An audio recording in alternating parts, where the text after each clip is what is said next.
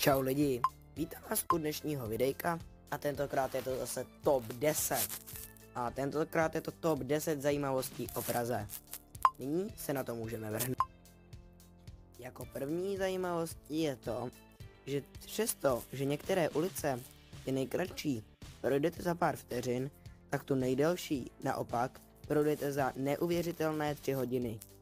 A málo kdy to kdo stačí, takže někde i déle. Jako druhá zajímavost, která by vás mohla pobavit, je třeba tak, že i když se Praze říká, že má 100 věží, tak tomu tak úplně není. Praha má 5krát tolik věží, takže něco okolo 500.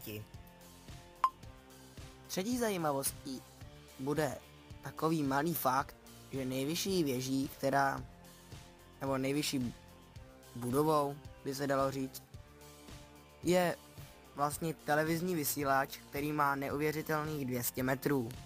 Vyšší prostě stavbu v Praze nenajdeme.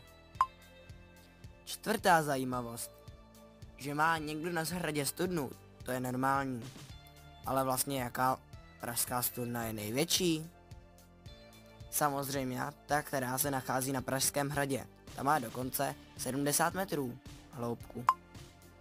Nyní už jsme tedy v polovině. Máme tu 5. fakt. Nejstarší nádraží už je to od roku 1830. Přestože bylo přejmenováno z názvu Bruska na Praha Davice, tak zde stále stojí. A je funkční. Fakt 6. Nejstarší kavárnou, která se nachází v Praze, je bez pochyby kavárna Slavie, která nedávno oslavila již 130. narozeniny své funkčnosti. A to už je opravdu pěkný věk, neříkáte? Když jsme tu měli nejdelší cestu, nebo ulici, pokud chcete, tak tu máme i nejkratší.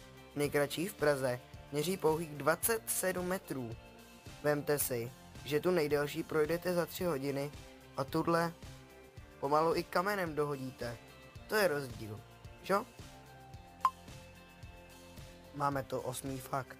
Nejmenší dům, který v Praze nalezneme, má do šířky pouze 2,25 metrů. Říkáte si, že je to málo, co?